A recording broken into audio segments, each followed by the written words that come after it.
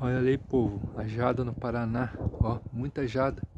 Amanheceu branco hoje de jada, ó. Uma das maiores jadas talvez nos últimos 10 anos.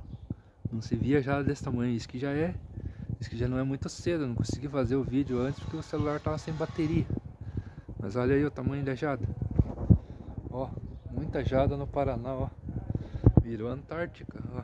Paraná agora virou quase o Ártico lá. Muita jada, ó.